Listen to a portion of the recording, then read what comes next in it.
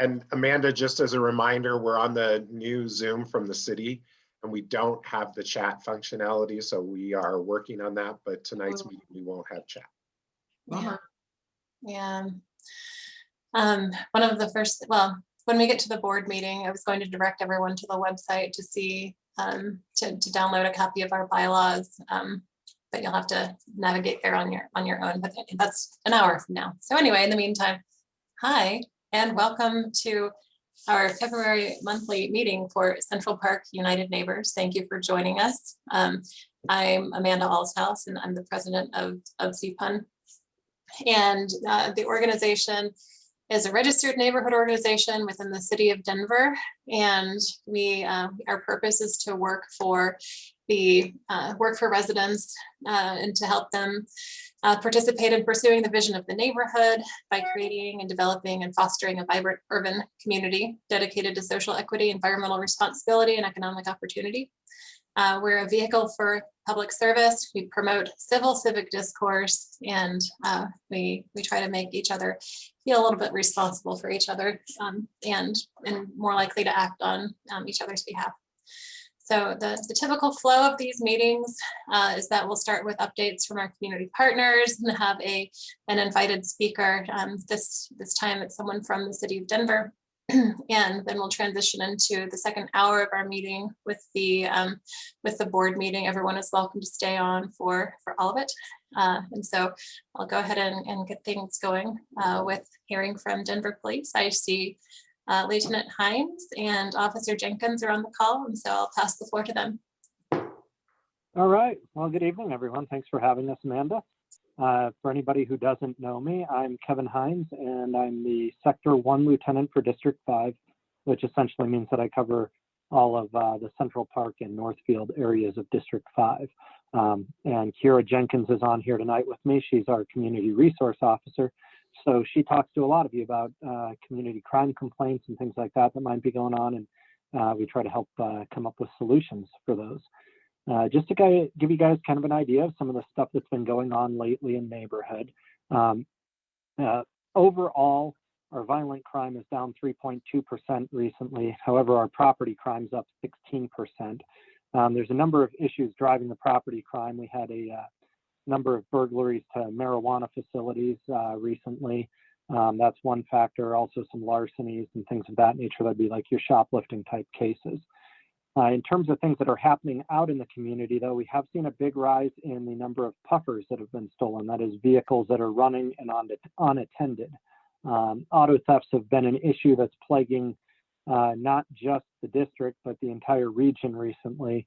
And with the recent cold weather we've been seeing more unattended vehicles being stolen. So one of the things we always want to remind our residents and community partners here is that first, it's illegal to leave your vehicle running. And one of the reasons for that is because it does make them so easy to be stolen. In the last month, in the last week, we've had 9 stolen. 3 of those were in the Northfield area.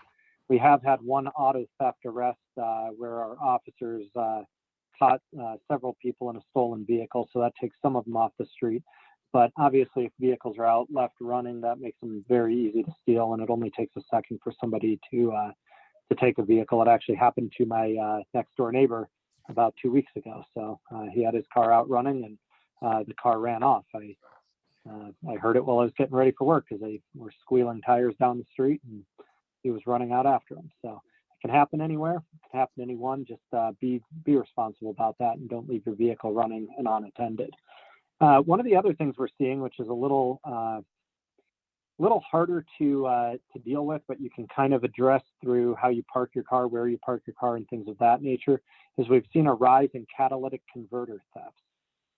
So for those of you who aren't familiar with that emission system on your vehicle, your catalytic converter is part of the exhaust system, and it actually contains component of platinum in there as part of what it uses to, I guess I would say, scrub the emissions. I'm not an expert on that side of it. However, what we see happening is people will go under cars, particularly SUVs or high clearance vehicles that they can get under easily, and they'll just use a Sawzall or a hacksaw and cut out your cut out your catalytic converter and then strip it down for the platinum scrap. So they'll get a few dollars of scrap out of it, and it'll cost you potentially $1,000 in repairs. So if you drive a high-profile vehicle like a truck or an SUV that has a catalytic converter, just be aware that we're seeing more of those thefts right now.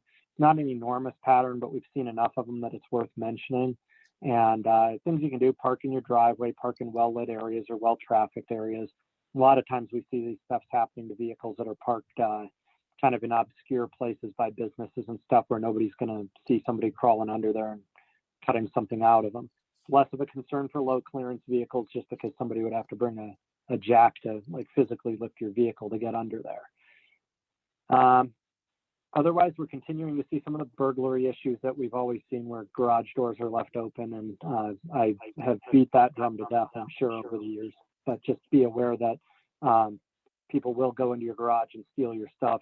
We had 3 bicycles taken within the last week from one garage where the door happened to be up.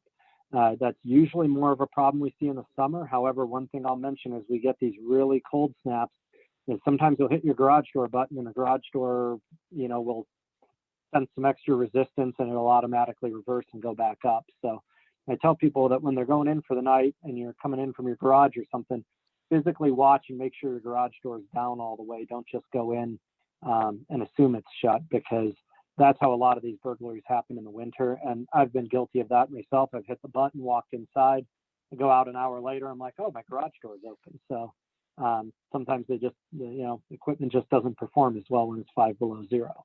So for immediate crime updates, that's about all I have on that. One other issue I wanted to mention that I talked about last time is the street racing issue.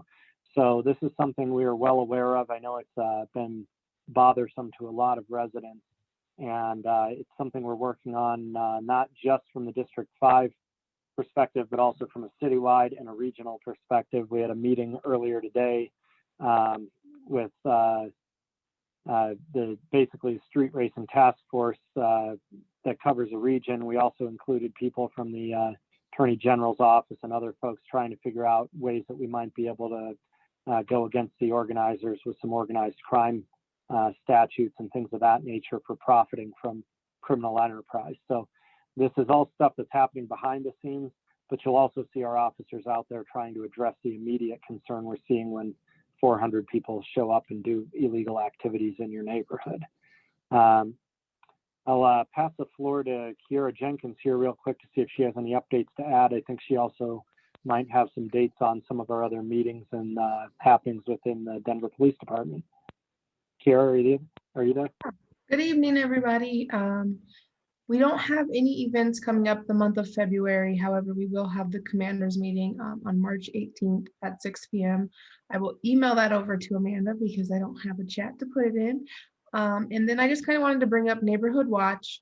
We just had our last Neighborhood Watch meeting on February 4th, and we had a pretty good turnout. I would still like to see more folks participating in that and getting involved in Neighborhood Watch and just getting to know their neighbors. So if you guys could just continue to push that, spread out the word, let them know if they're interested, just to shoot me an email or give me a call and I can get them started. That's all I got. And if anybody has any questions for us here, we can hang out for a couple of seconds, a few minutes, however long you need. We're happy to help you out however we can. Wasn't someone going to address the thing about the screws on 35th? Sure, I'd be happy to talk to you about that. That's been an issue I've heard a lot of community feedback on, and unfortunately, I know some of the folks on the call here have been victims of that as well. Amanda, I'm kind of looking at you, but I think there's some of the other neighbors, unfortunately, that have dealt with that. So to kind of give you an idea of what's going on there, we're aware of the issue and we are investigating it. We actually have one of our task forces from downtown working on it because the target of this appears to be the FBI, which is in the area. And so we've got their personnel and our personnel working on this, trying to find the people. We're doing quite a bit of behind the scenes kind of undercover work. I'm not going to go into details about all of that just because of preserving the ability to conduct that investigation. But we are aware of it. We have seen them kind of come in waves a couple times now where it seems like we were having a bunch, what was that, about 2 weeks ago. I don't know if we've had any cases reported to us in the last week. I'd have to get with my crime analyst out of town right now, so he just may not have gotten an update to us on that yet. But we are working on it. We're using a number of different surveillance techniques and undercover assets to try to find this person.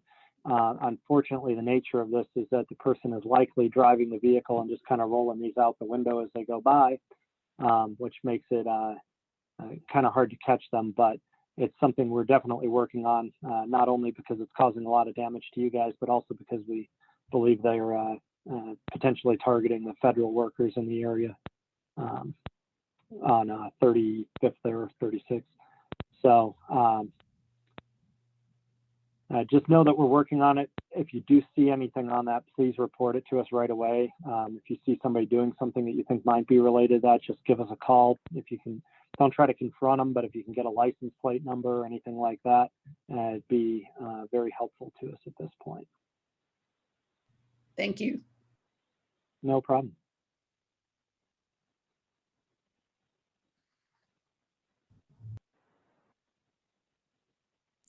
Are there any other questions for Lieutenant Hines or Officer Jenkins?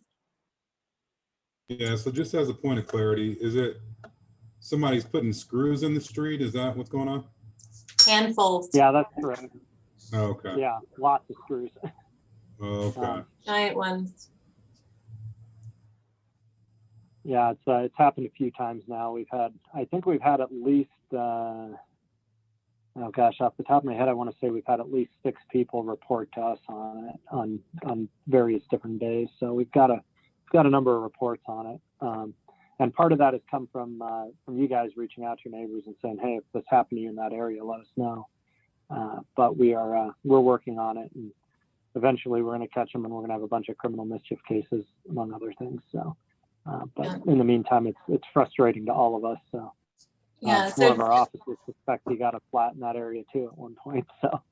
The two things that we've been reiterating to people are that if you get a screw in your tire after driving on 35th or 36th between Central Park Boulevard and Quebec, to file a report online with Denver Police. And we put this in our last community email by clicking on report now, clicking on report criminal mischief, and then just filing it that way so that it's logging every instance, even if it's free to get it fixed, and then reporting anything that you see that's suspicious. Yeah, as always, reporting stuff that's suspicious and reporting it to us. And if you don't want to do the online report, feel free to call the non-emergency number, the 720-913-2000 number, or just reach it via 311. And we'll be happy to get that reported for you, because again, this is always a cooperative endeavor between us and the members of the community to solve these issues.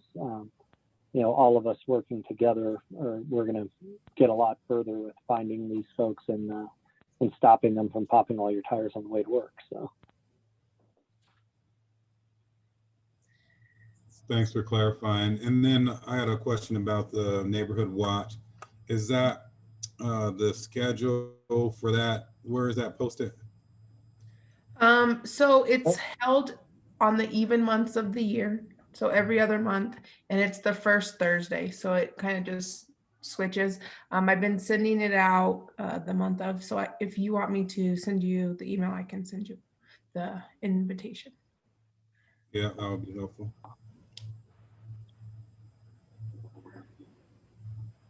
All right, thank you. I'm scanning the pictures that I can see, and the first community partner that I come to is Lily Kosmiski from the Denver Public Library. Hi everyone, I'm Lily. I'm a librarian at the Sam Gary branch of the Denver Public Library. Not a lot of new news, but because the numbers are going down with the virus and the city's moved to stage yellow, the library is preparing to open soon, the building, which has been closed for almost a year. So we're excited about that. We don't have details of the exact date yet, but just keep your eyes peeled for further news. That's all I've got. Thanks. That's wonderful. Do you have any idea if that also, I mean, I know that you're completely separate from the rec center, but would they be operating under similar assumptions and procedures? Ooh, I can't say, just because their facility is so different from ours, in terms of what they do. So they might have different safety precautions to follow. So I can't say about the rec center, but I can say that it will definitely be the Sam Gary branch will be opening in the first, it's not all the branches of the library, but our branch will be opening whenever that happens. Okay, that's wonderful. Congratulations. Fingers crossed that it's soon. All right. Eric Herbst from NETC. Yeah, can you guys hear me? All right. So yeah, Eric with the Northeast Transportation Connections. Most of you guys know who we are, but we are a transportation nonprofit that helps reduce congestion, improve air quality. We do that by helping people kind of know their options of getting around, so that you don't always have to jump in your car. So taking public transit, biking, carpooling. Kind of like everyone, we're kind of waiting to figure out what this kind of spring and summer will look like, whether or not we can start doing kind of events and kind of doing more on-site visits with businesses. We actually do have our first Bike to Work Day planning meeting tomorrow. So we're moving forward like it's going to be a normal summer. So we'll see how that pans out. So we will have, or we'll plan kind of on having kind of a normal Bike to Work Day, and we'll keep you guys posted each month how that progresses. We're continuing to just push our commuter confidence campaign, which is really kind of a campaign around those essential workers and people who do have to commute to work, making sure that they're riding safely, they're knowing the protocols and the requirements for kind of mask wearing for RTD, and then similarly with carpooling efforts and biking and just kind of being safe with the pandemic going on. Doing a lot with essential workers. We do have a shuttle program that helps employees kind of more in that industrial section of I-70, kind of west of Quebec, between like Quebec and Colorado Boulevard is where that mainly operates. Getting a lot of ridership on that shuttle program. We're also working, there's been kind of poor air quality in the region for a few years now, and there is a big push for an employer trip reduction program. And so this would be for mainly larger employers, thinking like 250 employees plus, where they're gonna have to institute some more employer reduction or employee reduction solutions at their workplaces. So we're working on identifying kind of who those employers are within our region, working with the Rocky Mountain Air Quality Council on developing those recommendations, as well as like the other TMAs in the region. And then similarly, the city is also working to develop requirements around the transportation demand management requirements. So some TDM requirements around new developments, and it's different levels of requirements based on the kind of the size of the developments that are happening. But we should kind of see more and hear more on that this spring and summer as that develops. So those are the big things right now. Hoping we can get back to kind of some normal events with this summer. And hopefully we get people out kind of biking and taking transit again. Eric, at some point, I know that we're going to want to be talking about access to and from the Johnson and Wales campus, thinking that if the dorm housing is converted to like people housing where people are working in different places, are you already involved with thoughts along those lines, or is that, we can come back to this in the future, but just in terms of accessibility of that campus to public transportation, is anyone specifically looking at this right now? We have not been kind of at the table for that yet. we know kind of what's going on there. So we definitely want to push kind of mobility for that development there. We have a grant right now on Colfax. So we've been working really closely with like the bids along Colfax. And this Johnson & Wales is not really far from that. And so the Colfax grant is looking at more of like a network with kind of the coming BRT when that kind of happens. But with those connecting buses, which would be the bus down Quebec. So we would hope to kind of involve them as part of that work, and that grant's over the next 2 years. And they're kind of within the footprint of that grant, I guess is what I'm saying. So they'll be involved on that process. Okay. But I'll kind of flag that for our team to make sure that we reach out to them and we're having that conversation with them. Okay, thanks. Yep. All right. And that's all That's all. Okay, thanks. Are there any other questions for Eric? And then can you remind me when, Eric, in June, is it the last Wednesday in June? Is that Bike to Work Day? Yeah, basically, I think it's always the 4th Wednesday in June. I believe it's like the 23rd, maybe.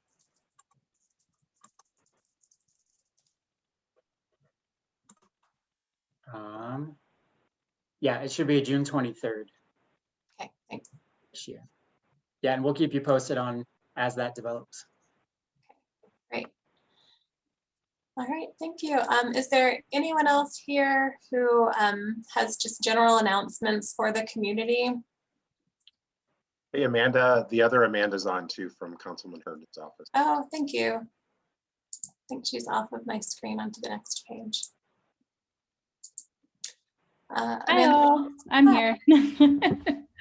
I don't have anything big from our office, but one kind of neat note that we're excited about is that Councilman Herndon is partnering with Mayor Hancock to move forward some legislation to officially recognize Juneteenth as a commemorative holiday in the city of Denver.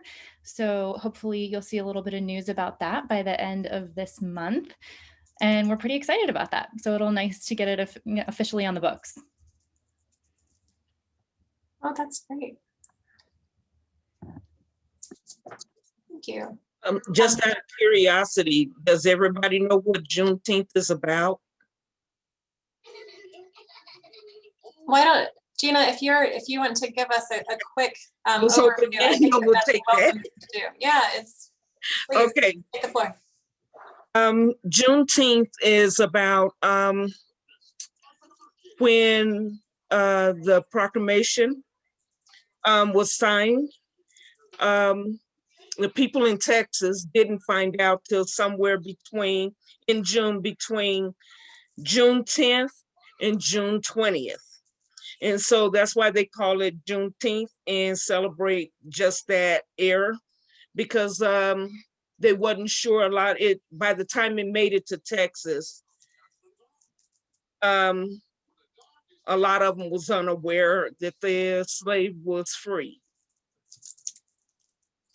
And it wasn't just a couple of days, it was years. Sorry? It was years. It was like, yeah, it was years. Yeah. Thank you. That's great that they're working on that.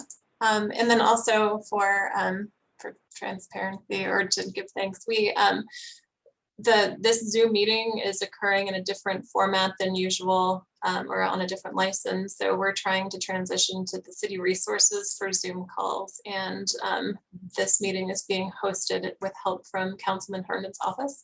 So thank you for that, Councilman Herndon's office.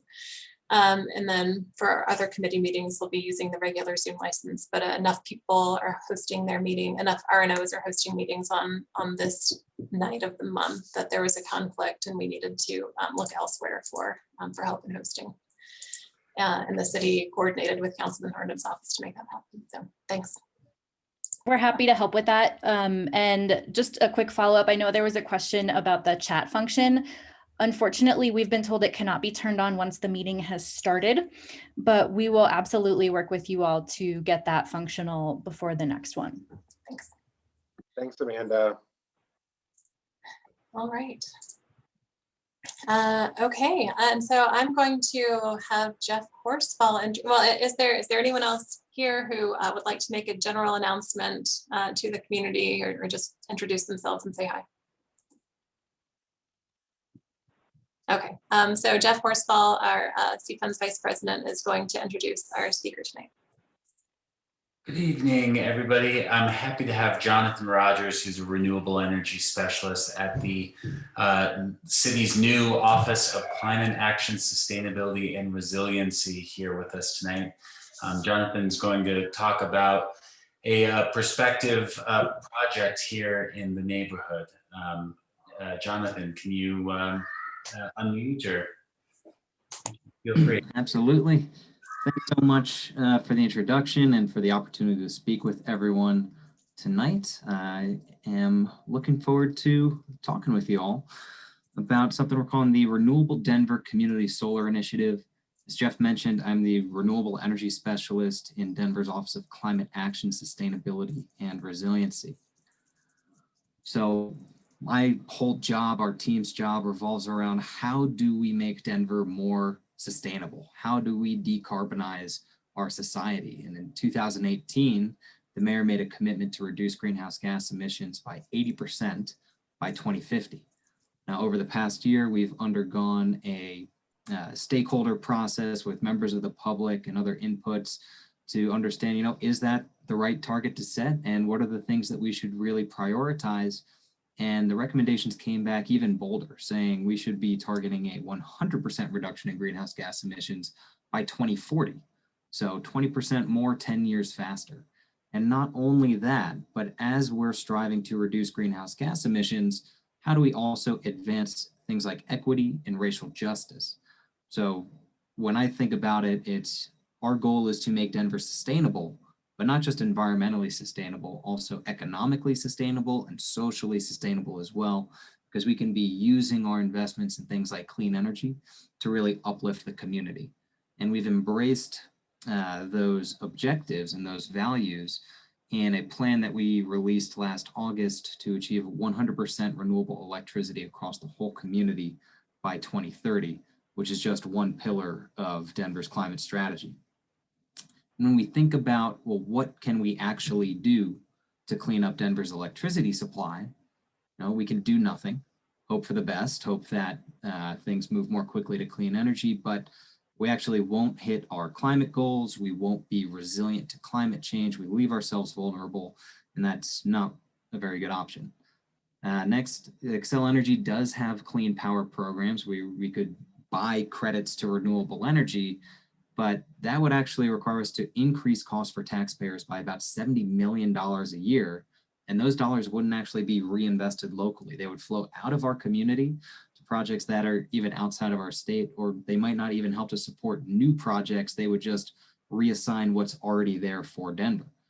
So the strategy that we're really trying to embrace is, well, how do we expand things like solar locally, adding more clean energy to the grid, creating local jobs and helping folks save money on their power bills, while we do things like advocate for changes at that systemic level at places like the Public Utilities Commission, so that we can move the entire electric system towards clean energy and create those local investments and added value right here in Denver neighborhoods.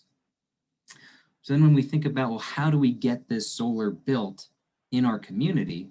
What comes to mind is, well, we have municipal space. We've got rooftops, we've got parking lots, we've got land at the airport. And while those just sit there and get beat down on by the sun, that's wasted solar potential. So we have an opportunity to put solar on these properties. And not only that, with a community solar approach, we can share that power with our city facilities, helping us to save money on our bills, and with things like low-income housing and income qualified residents to help relieve the burdens that they face struggling to pay their energy bills each month. And by hosting this power on city property, we can require that the developer that we work with do things like incorporate job training programs and provide other support services to local members of the community who might be in need.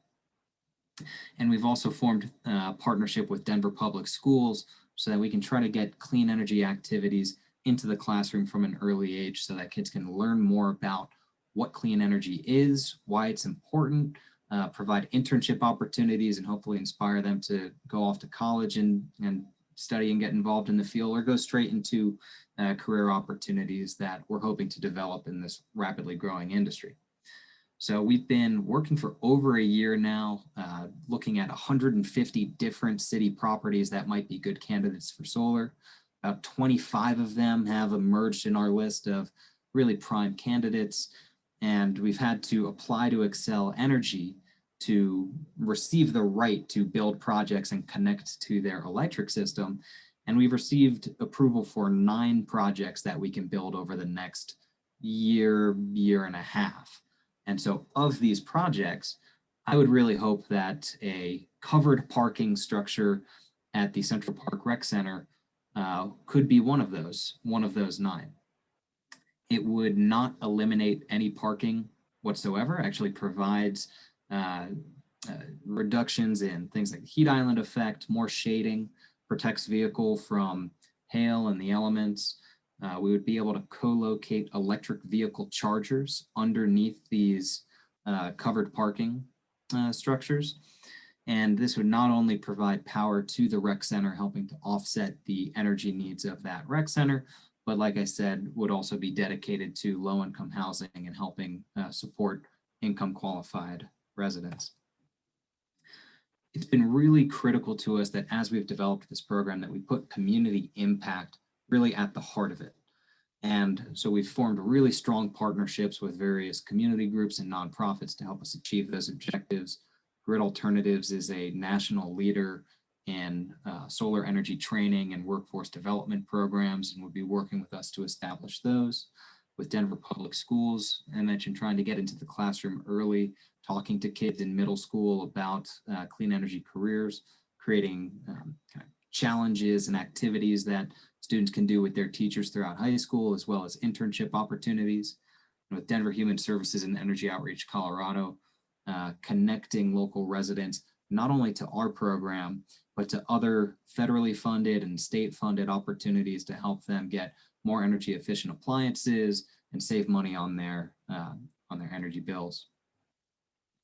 We've been really excited at the attention that our concept has been getting from various organizations, my favorite of which has been National Geographic, naming Denver as the only city in North America to make its list of sustainable destinations, and highlighting our community solar program concept as something that was really innovative and helping to set us apart from other communities. But this is just a concept, and we need to put it into practice. We've received a $1 million award from the state, the Colorado Department of Local Affairs, to help us get the program up and running and hopefully create something that can be replicable and scalable, not only in Denver, but in other Colorado communities. And City Council had to approve us receiving that grant and set up the fund structure for us to be able to put this into place. But without community support, we won't be successful. So we have the opportunity to build 9 projects around the city. I really hope that this could be one of them. And as we look to the future, I hope that you all might be able to identify other locations that could be suitable for our program. We're starting with city-owned properties because that's easiest from a legal and project management perspective. But as we develop this framework, we're trying to structure it so that we'll be able to bring in other partners with high quality sites that will be able to build more solar, save money on our bills, and create community impact.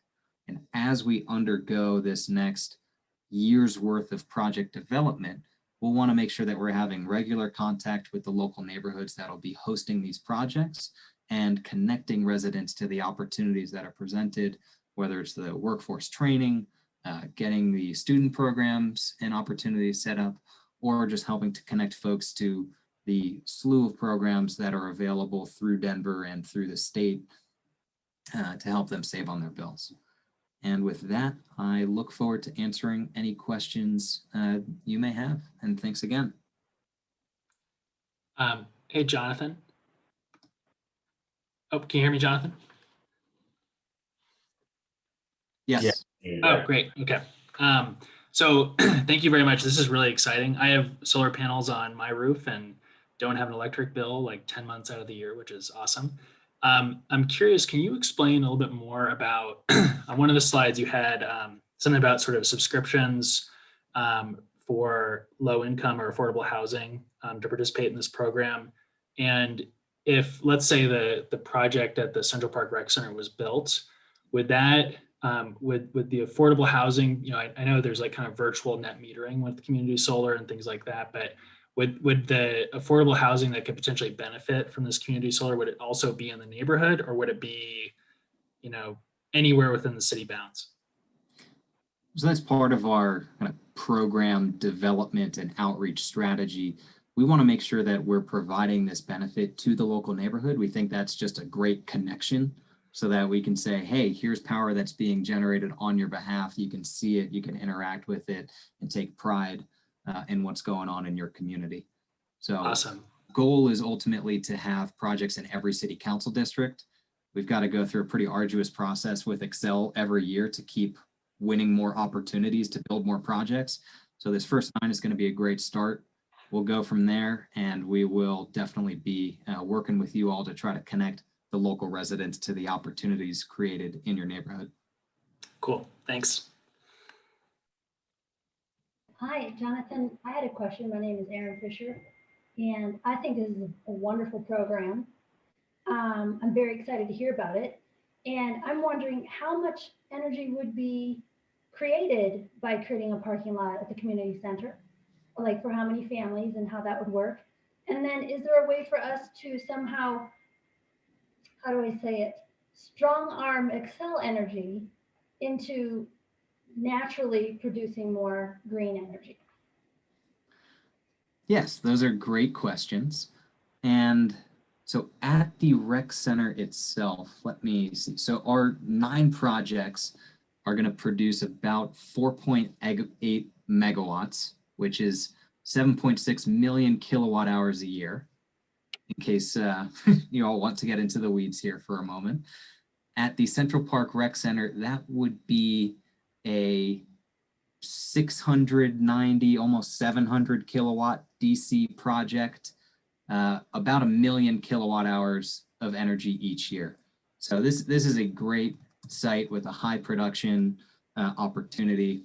And to put that in perspective, these 7.6 million kilowatt hours a year, that is about, oh, how much is that? About 7 or 8% of all of Denver's municipal operations electricity consumption every year.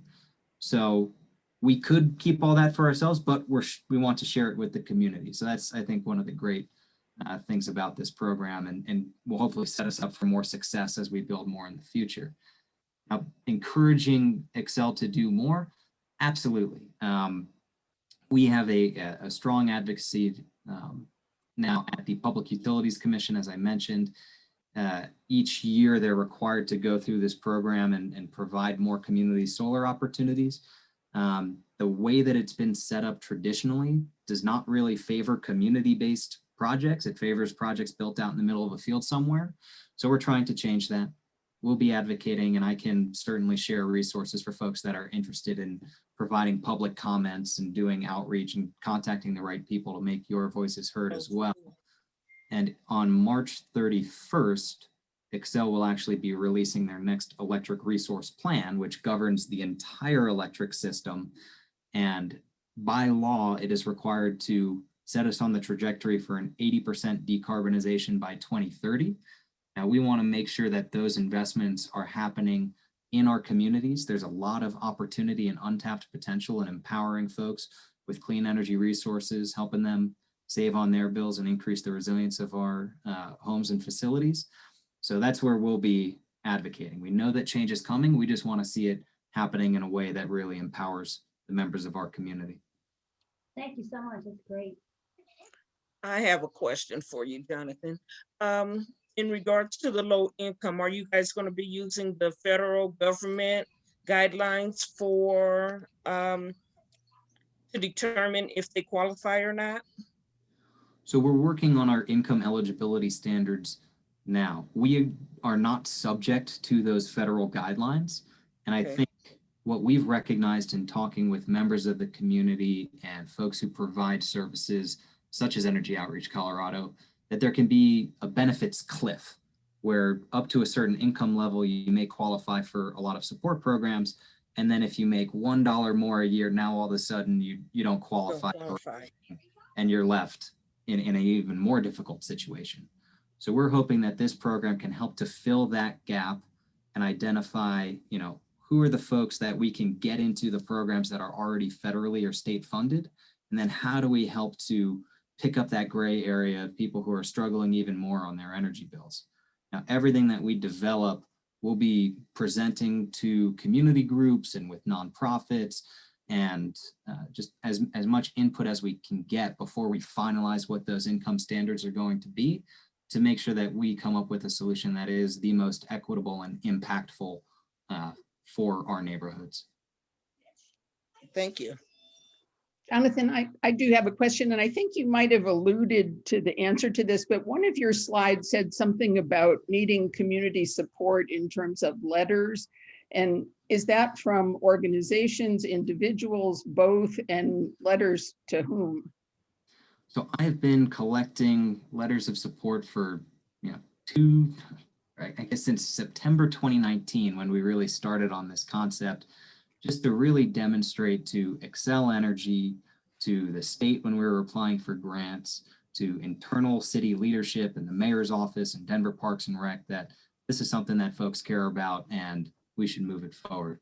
We're in a very fortunate position that I've collected enough letters that we have budget approvals and we have pathways forward, but they certainly, they don't hurt. I have a letter from Councilman Herndon, very appreciative to have his support for the program as well.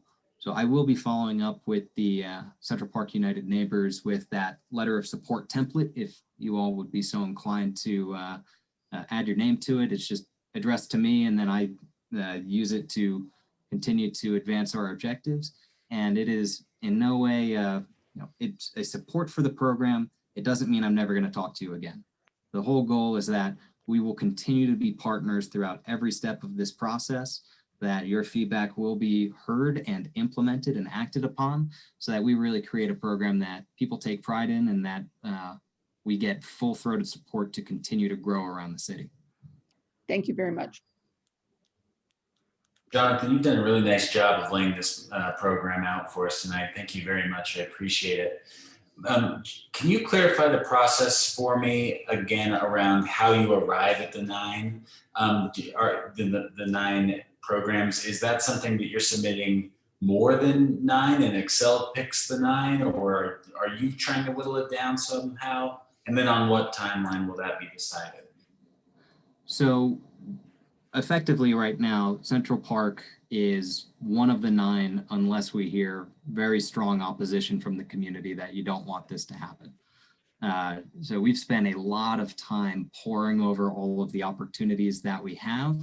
And when we submitted to Excel, you'll love this, the way that they do it is a first come, first serve. Whoever can click the button fastest for a project will get connected, will get the rights.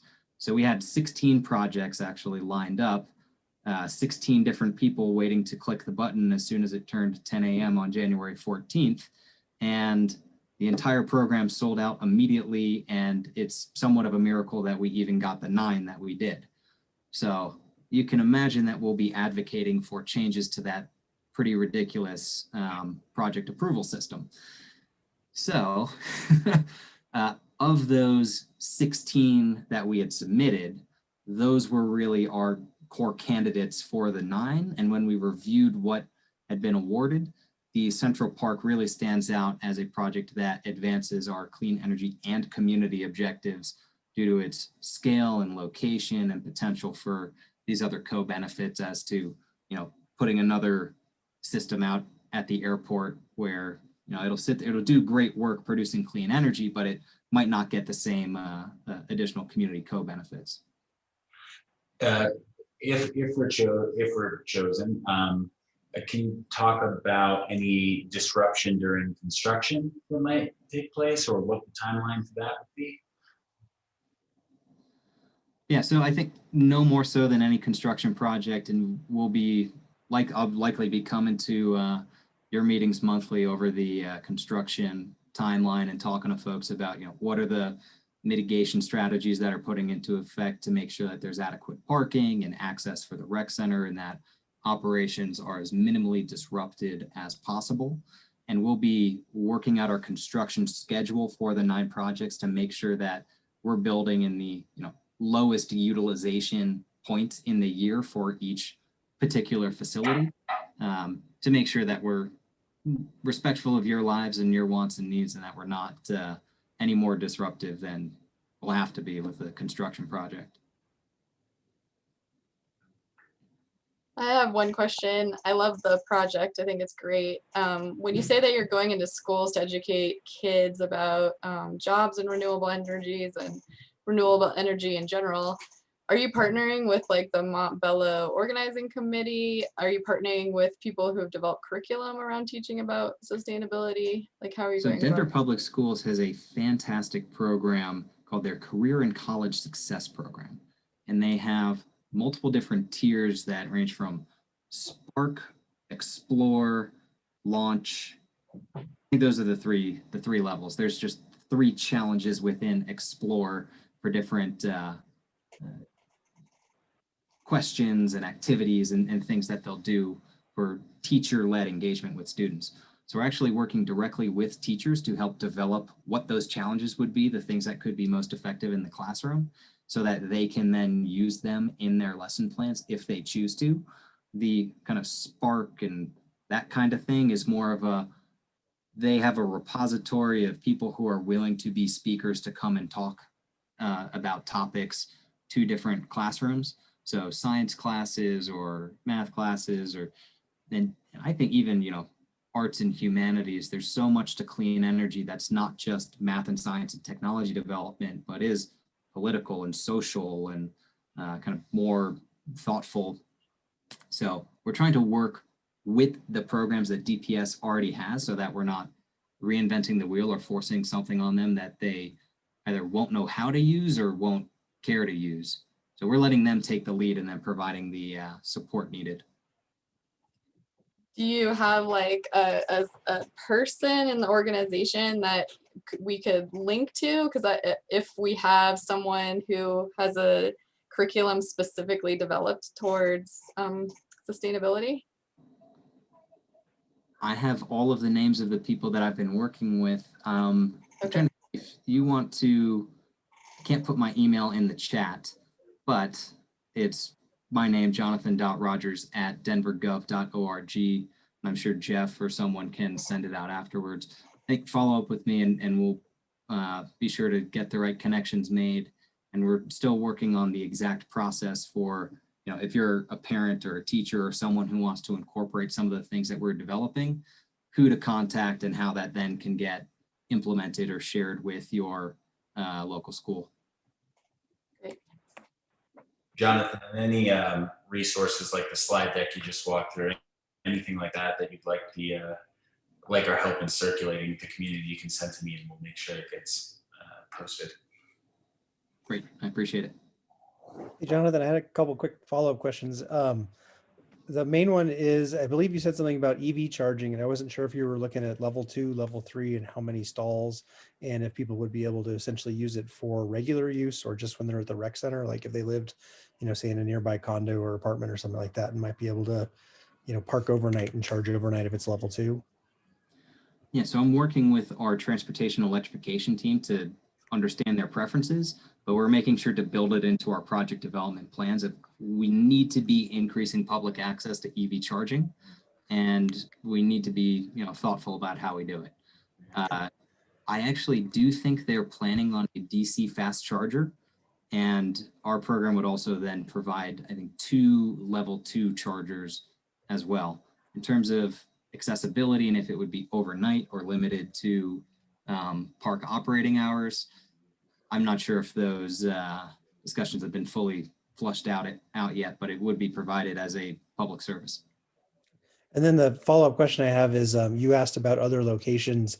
Most of the ones that come to mind for me are going to be things like giant Northfield Mall parking lot area, and we'd love to be able to help. I mean, it's been a dream of mine to get that filled with solar panels ever since it opened. So whatever you need, this organization could definitely support it, because I think this is exactly the kind of thing this community would love to support. That's exciting. I appreciate it. As the information comes out, of my contact information is distributed, be sure to follow up with me. And I'm already trying to plan 2-3 years ahead as to what comes next, and making these connections now helps get it done. Excellent. Thanks. Right.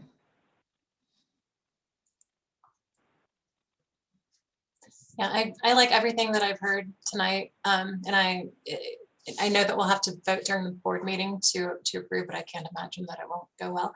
The letter of support, by the way. And it's nice to see a large systemic and citywide effort to go into reducing the carbon footprint, as opposed to putting it back on individuals and residents, saying, like, just, do your best to not bring a grocery bag to the store, and to use your own, or sorry, to bring a grocery bag to the store and not use one, and walk. It's like there's only so much that we can do individually, and that the city is taking these steps is commendable.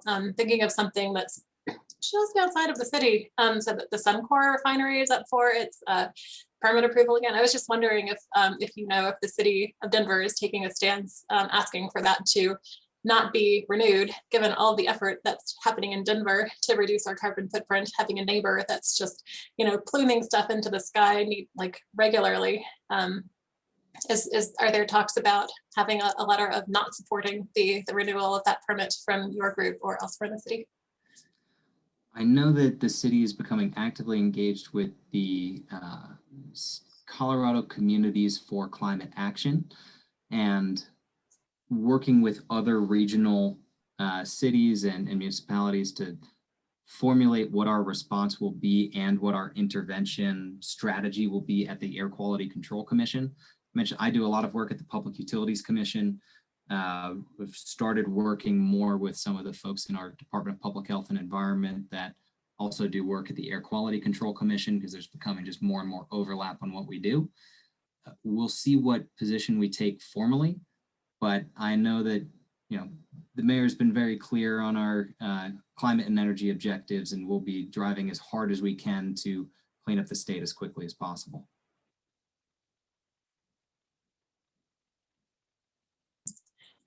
Thank you, Jonathan. Are there any other questions for Jonathan?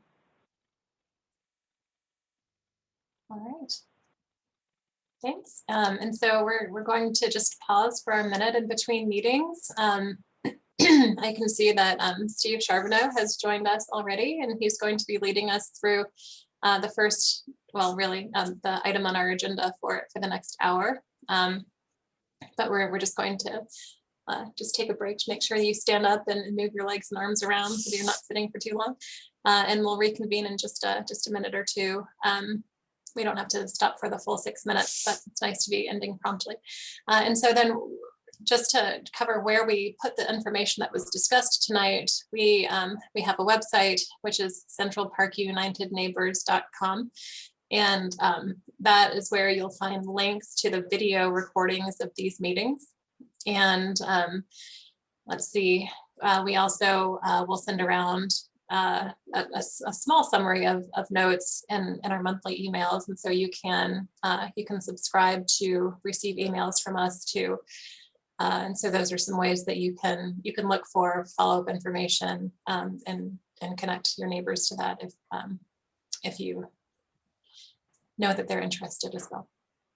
Okay. All right. I'll see you back here in like 2 minutes.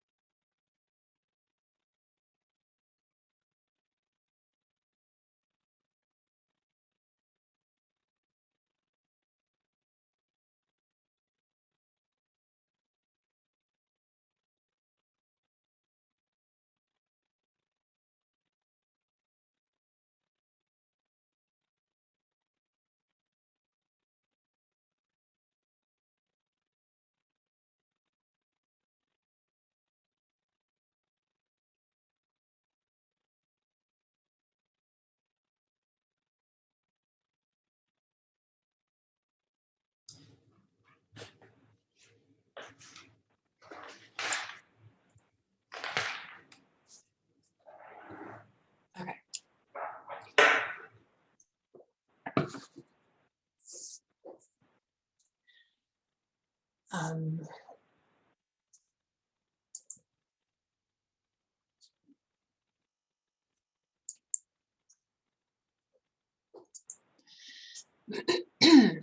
so the main thing on our agenda tonight is to walk through our plan for the planning session, and to make sure that we're asking the right questions for that. So at some point, I'm going to toss things over to Steve, but before we get into that, I think I'll need to do, we'll have to cover open comment, so maybe I'll start with that right now. Is there anyone who would like to speak? We would usually ask you to just raise your hand or like put something in the chat, but we can't do the chat.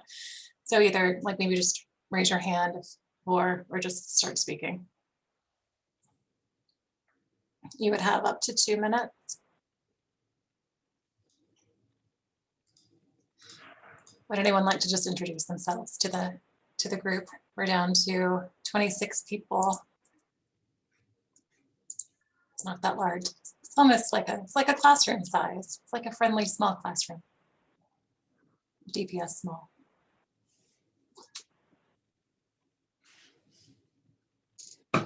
All right.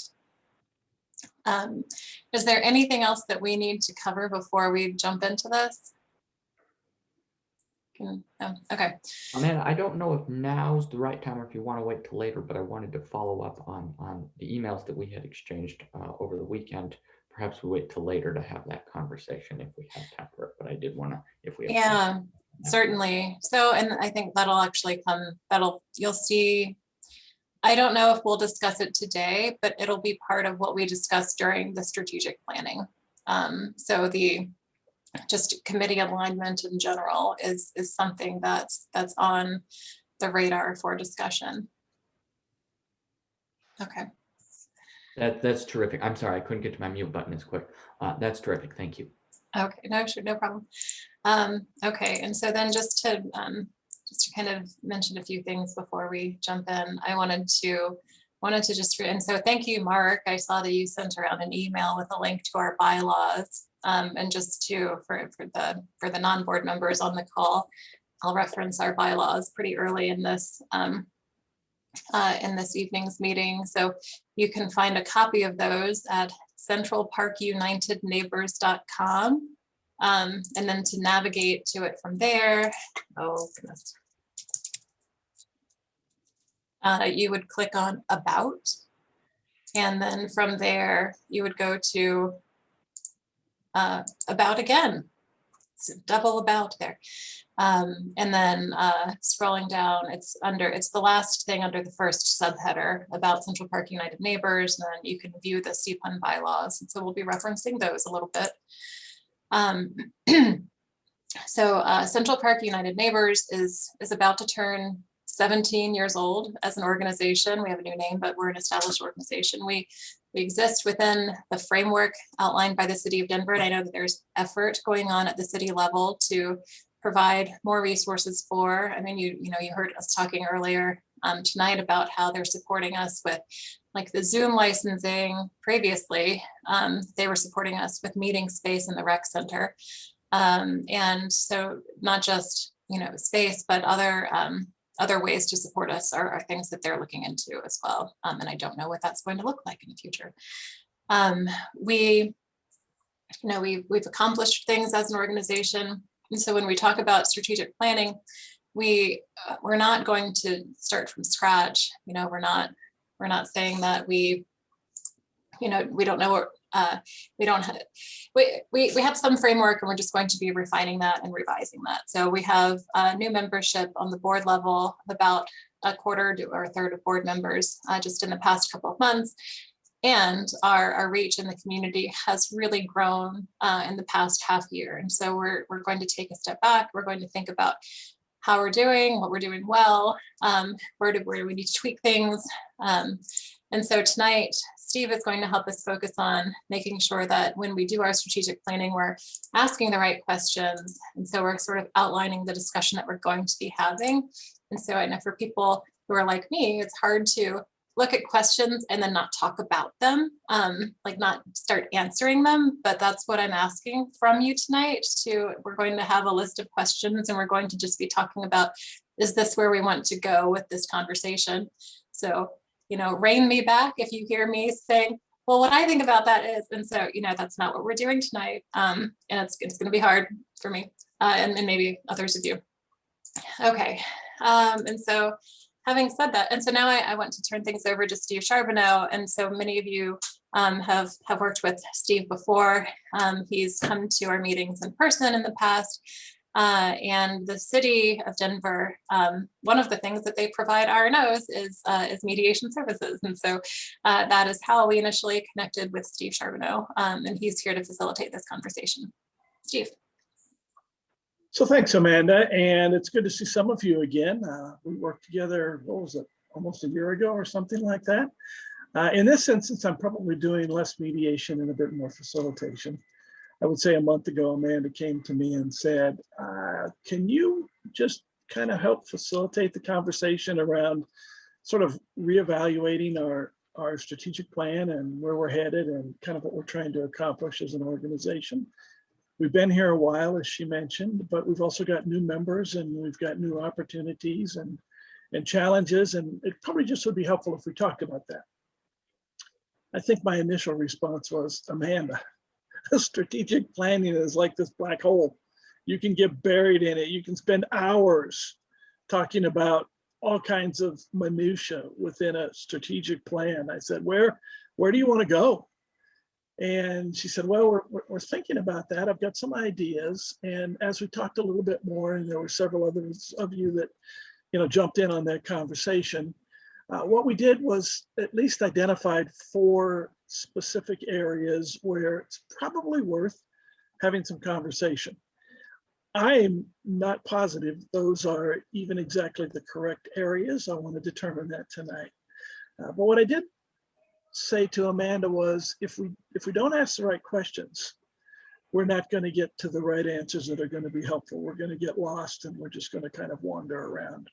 I said it would be helpful to spend a little bit of time making certain that we're really asking what we're looking for answers to.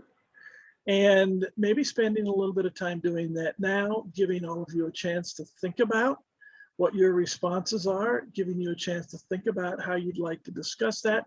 We'll make our meeting in March as productive as possible. So that's kind of the background that we established moving forward. Let me pause for a second, as I'll do as we move through here, and see if there's any questions or any comments. And Steve, I just want to tell you, I'm ready to share the document whenever. Okay. At whatever point you want me to. If you want to go ahead and put that up on the screen, then I didn't see anybody jump in, and I'm going to tell you right now, don't be shy and bashful. So Amanda and I, and probably others of you, will take notes. We will revise this document and get it back out to you probably towards the end of the week as a draft and go, hey, did we miss anything? And then we'll put that in place for our March meeting that we have.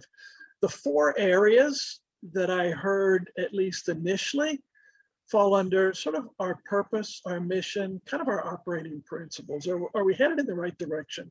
And I'll come back and I'll revisit these and we'll walk through those. The second area that I heard about are sort of guidelines, or I will oftentimes use the term sandbox rules for how CPUN's board and committees operate effectively and efficiently. The third area was just maybe taking a look at some of these committees, evaluating what's currently in place. What is their role and mission? Are we happy with that? Is it headed in the right direction? What questions do we need to ask around that? And then the fourth area was really around the communication process. And this is not so much amongst the board and the committees. This is really the broader communication process between all of the constituents that you have and the committees and boards. Are you effectively reaching the folks that you represent? So those are the 4 areas. If it's okay with you, I'll pull back up under 1 and we'll start looking at that a little bit. I am going to need your input as to, are we in the right place with that? How do you want to tweak those questions? What do you want that to look like? And eventually this evening, I'm going to ask Is there something else you want to add to these 4? Are they stated correctly? So I'm also willing to look at that. I would say, please view this as a kind of semi-blank sheet of paper. We took a shot at putting some things on the paper just to get the conversation going, to get some ideas stimulated, but we're open to hearing from all of you. So the first one, and we talked about purpose, mission, operating principles. You have those in your bylaws. One of the questions that was raised by one of the folks was, what is the value proposition of Central Park United Neighbors? What are we uniquely positioned to do? What do we do that nobody else does? There's all kinds of organizations, all kinds of groups, all kinds of people doing different things. What uniquely belongs to us? And does our purpose, mission, and operating principles, does that really reflect our focus or what our focus should be? Is it relevant? Is it easy to understand? And can we measure it?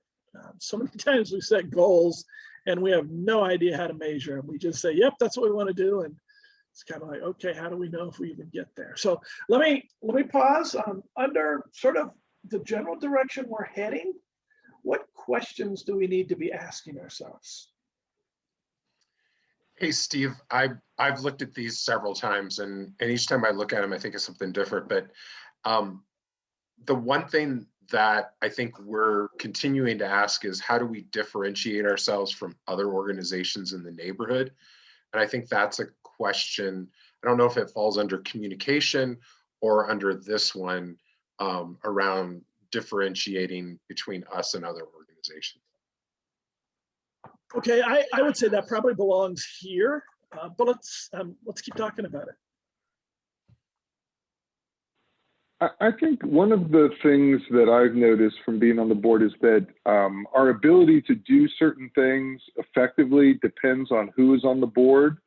So to a certain extent, I think our, what we can deliver sometimes depends, who we actually have. For example, we're very good at doing surveys right now. If Amanda and Brian and Mark left the board, I think we would struggle to do some of those things. So I don't know how we reflect that, but I think that has something. I guess we have to be a little aware as we're thinking of our mission or our purpose, that some of that might be driven by who we have on the board at the moment and what we've been able to accomplish in the near past. I think that's a great observation. I think part of that also goes back to, the question of how do you differentiate yourself? Because if that's clear in your mind, you're probably going to be a little better at making sure you have the right people on the board.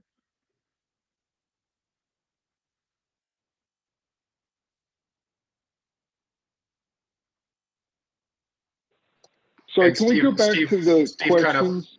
Sorry, Steve, following up on that one. Yeah. Go ahead, Sorry, Brian. Jeff. Thank you.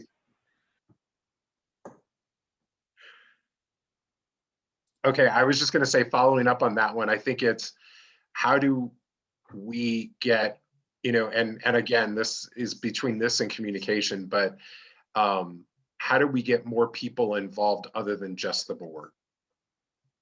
Okay.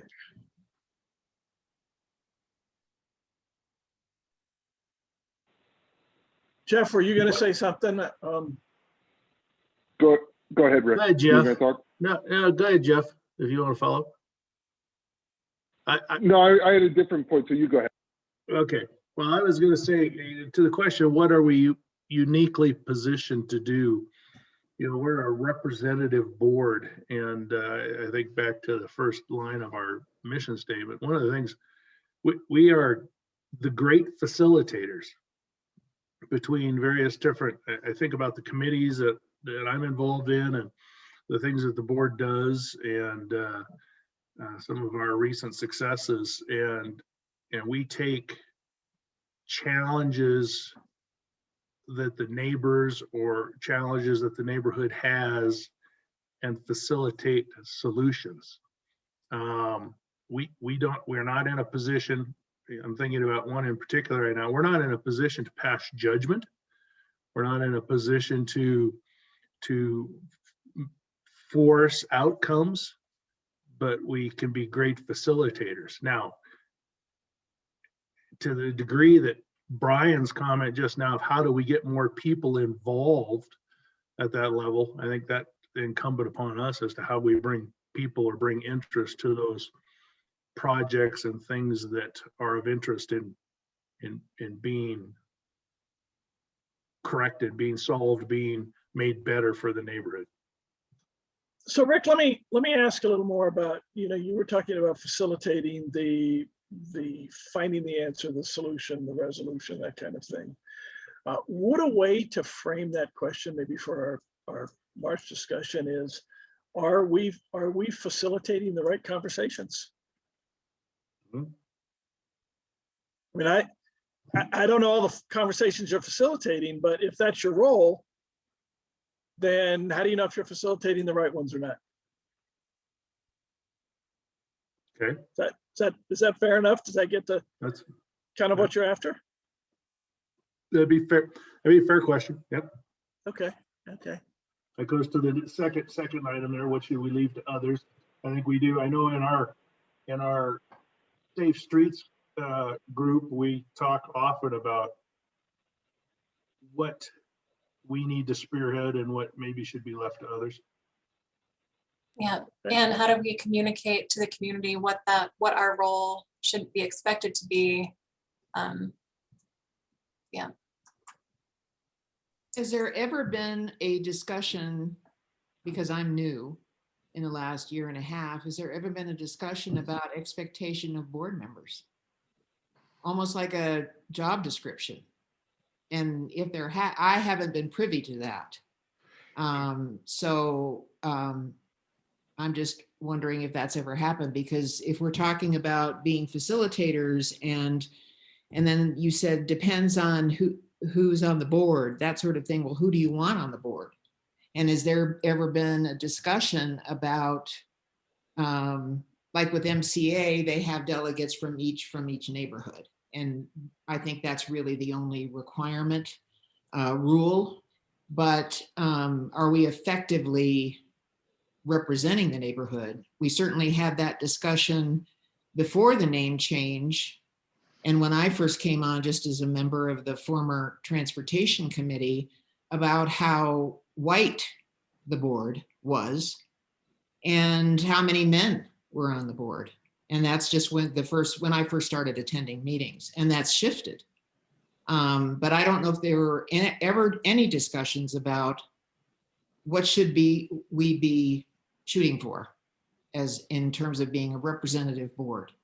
And then what are the expectations of the work regarding the work? I was going to say, Carol, you've kind of asked two questions. I think one, is there a job description? Is there a job description for the board, if that's the way you want to put it?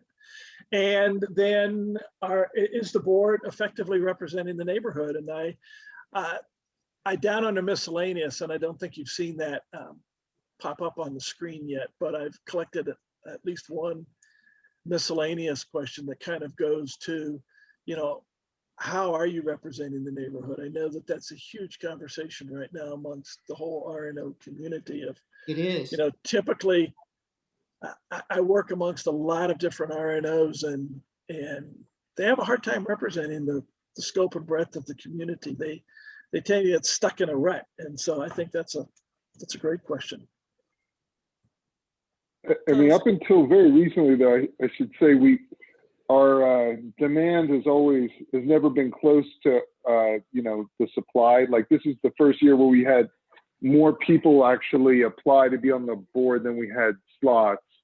But I do agree with what Carol said, that if we're able to craft some expectation in board membership, that may spur some people who maybe wouldn't volunteer to be on the board to volunteer.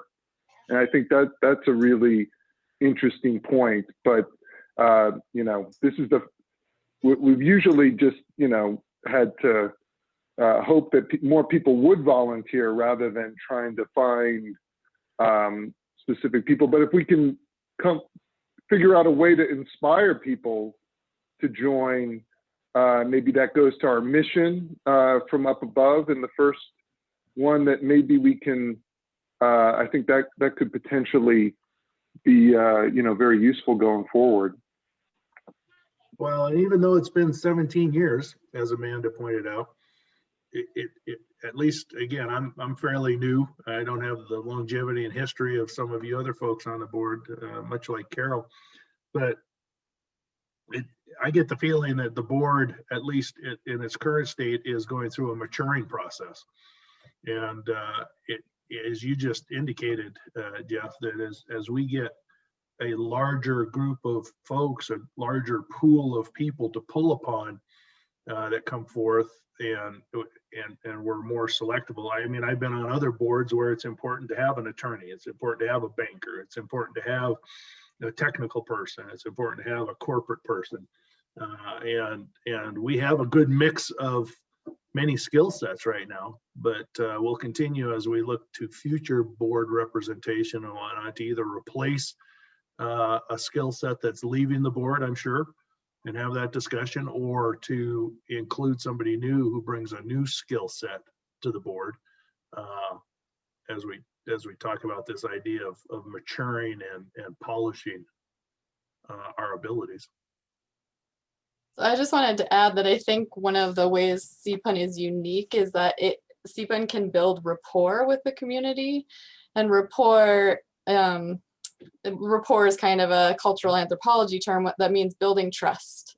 So really creating a community out of this community and building trust among its members so that people feel comfortable voicing their concerns and just being neighbors in the community. And I think the question is, like, how do we build rapport? And I think under that question is, how do you build a representative board? How do you have, how do you address public concerns, and how do you facilitate listening to the community? I think those are three really great questions. How do you build rapport? How do you facilitate listening? How do you speak to the issues that are important to the neighbors or to the community? So I'm taking notes as fast as I can, and so are some of you. So appreciate that. We'll capture that. We are a board of service above all other things. We serve the community in so many ways. So you've talked a bit about the board, which I know is a part of the purpose, mission, and operating, but I want to sort of drag you back a little bit to that. Is that first question a fair question? Do you want to leave it there for when we meet in March? What is the value proposition of CPUN? What are we uniquely positioned to do, and what should we leave to others? Kind of gives you a sorting opportunity. Here's what we do, here's what we don't do. Is that worth spending some time on? Yes. Yes. Okay. And at the end of the day, we only get so many questions. So I want to get the very best questions for when we gather back together. So I just have one question, and I'm going to try not to just be wordsmithing, because I'm trying to understand. We have a lot in one. We have purpose, we have mission, we have operating principles. I guess I'm struggling a little bit with what we mean by those terms. And I guess as it relates to B, does our purpose, mission, and operating principles? Oh, okay. Sorry, I probably should have read the bylaws a bit before. So appreciate that. So Jeff, I just pulled those off of the top of the bylaws. So okay. That'll be.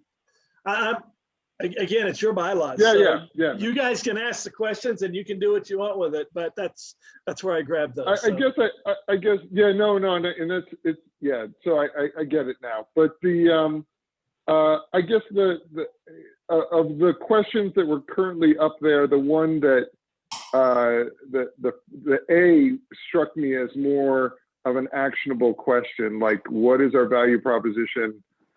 What are we uniquely positioned to? How, what should we leave to others?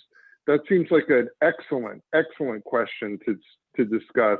I guess the others just felt a bit more general to me. I think you're right. Focused. I think you're right, and we can talk about that. at some point, I am wondering, do your bylaws match who you say you want to be? I think that's, at some point, those should match. So I don't know if that's so much a question as maybe talking about the larger question and then just going through and making sure they do match. I do think C was a question that was brought up to me is, you know, you've got CPUN and you've got the MCA, and how do those overlap? How do they coordinate? How do they work together? Is that a question worth chasing? So Yes. Go right ahead, but yes. Well, I was going to say, so B in my mind, does our purpose, mission, and operating principles reflect our focus? I think is something we as a board can, I mean, talking about being efficient in our time use and that kind of thing. That's one that I think we as a board can take whatever comes out of this analysis and we can go back and massage our three principal items there. I do feel C, whether we're relevant, understandable, and measurable is a key item for us as a board. How are we viewed and considered by our constituency, by the 15,000 odd people that we represent out there in the world? More like 30,000, but is that what it is? Yeah. Whatever it is nowadays. That's a lot of kids you're counting in that total, Jack. Yeah, I think that involves minors. It does. It's humans, human beings. Head count. And just to get, so I worked with a student a few years ago who was working with a nonprofit, and she was very frustrated that she couldn't go to their website and find their mission, vision, values, and goals.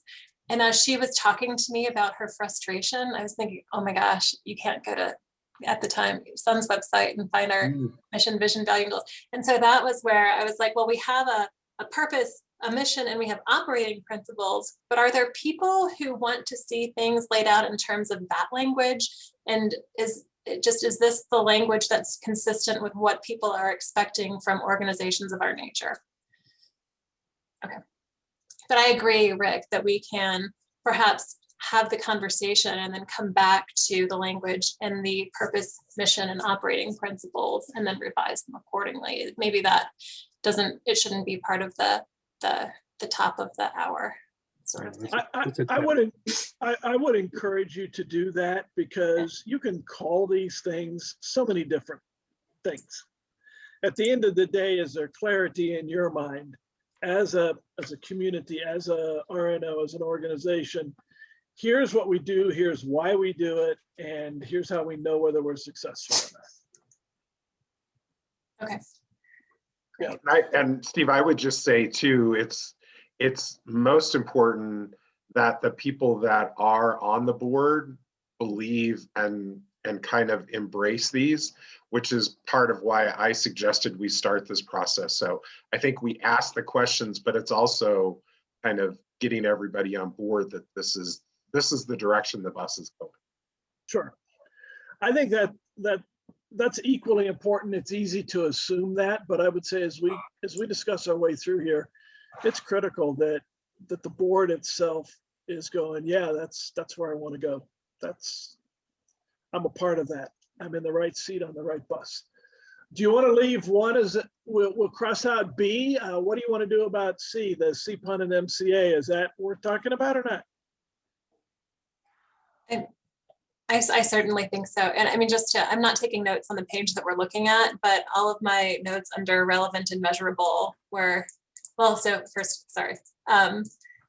So I think people have stated a substantial number of items that we should discuss under C. So I think it sounds like we should keep A and C and then remove B.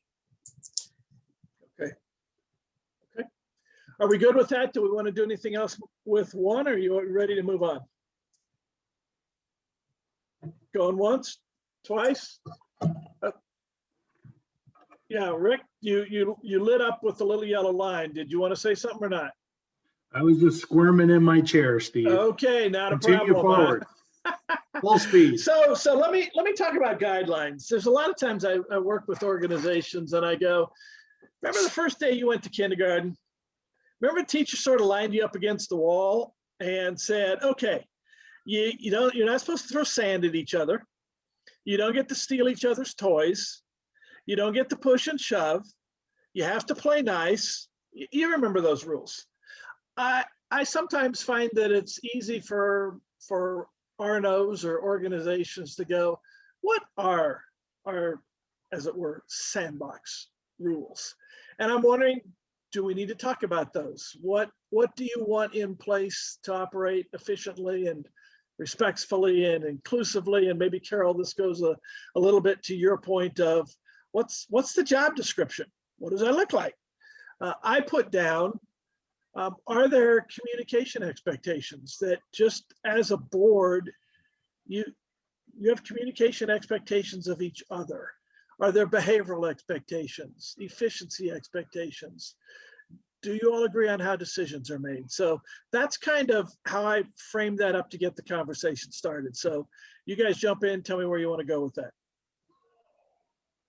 Yeah, I think that Carol's question from part one can come down here and be part of this conversation, both to form a guideline for us and our behavior, and also to communicate to potential volunteers what the expectations would be. Well, one thing, and maybe it would go under behavioral, for instance, I'm with the Safe Streets and with the Education Committee, and what we decided as a group was that we needed to meet before every board meeting, before every monthly third Tuesday of the month board meeting, and just our committee people, and then we talked about, well, it's an open meetings thing, so we'd have to probably allow for that, but that added another layer in terms of the job description or time spent, or however you want. That was something that wasn't done before, at least not to my knowledge, in my limited experience. And so that was something behaviorally that we all agreed upon. And we added to our job description, was to show up for an hour-long meeting outside of the regular board meetings. Okay. So much of what we're responsible for is communication, both to the neighborhood and then internally. And I think some clarity and some discipline around the expectation as far as what and how things get communicated to the community and internally as well. For example, internally, when is it okay for a committee member to go do something and post something and share something versus when it needs to be circulated amongst the entire board? There are gray areas that we've bumped up against in that area or domain that I think a discussion could be helpful to resolving. And I think to that point, Jeff, you don't want to wait until something's really screwed up and then you have to step it back and go, we should have thought about that before. Exactly. Brian, it looked like you came on. No, I was just going to say, I think there's a fine line between, independence so that the 15 board members can get things done, and like just drawing that line of what the expectations are. So I think we've never, I won't say never, we generally don't cross the line, but we get close a lot.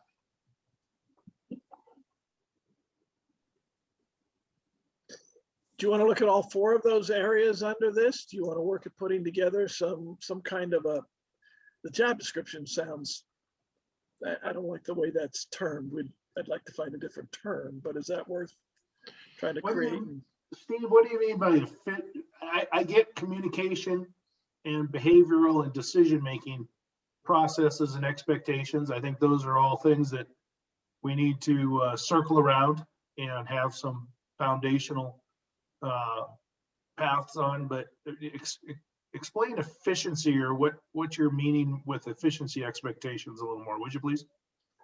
I have no idea how your board works, but I know that there are times when boards are either monopolized by individuals who take a long time to get to their point.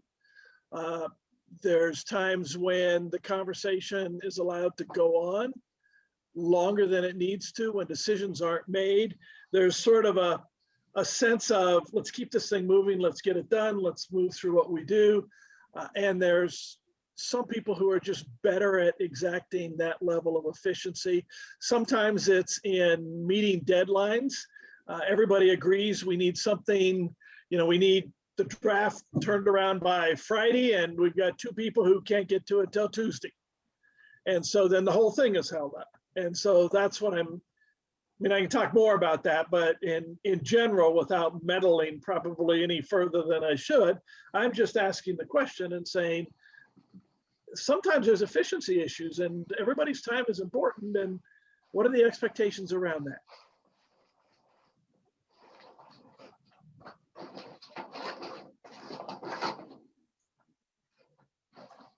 Does that make sense? Yes, thanks, I'm not pushing. I don't know anybody on this board that does any of these things. So yeah, I appreciate that further definition there on that. I see less of an issue with that. I mean, that's if you want, that's a sentence or two of expectations. But the other 3, I think, are important to dive a little deeper on. Okay. Actually, Steve, I think you nailed that issue when it comes to one thing, which is that we haven't really talked about in detail, though, is the monthly email that we have going out, and the potential for that being twice a month if we want the sponsorship potential there, that there would be some efficiency expectations that would be needed to make sure we can maintain a schedule like that, to make sure that those emails are getting out in a timely fashion for the meetings that we have, so that people are getting the information. So I definitely want to make sure we keep that in there, because I think there does need to be a section or a part where we talk about those things and make sure that we're clear on our expectations. Okay. I think the other thing is people tend to sign up for something that is rewarding, something that accomplishes an important task, and something that is at least reasonably time framed. And so if you tell me that if I'm going to serve on the CPON board and it's going to take 4 hours of my month, then use that time as efficiently as you possibly can.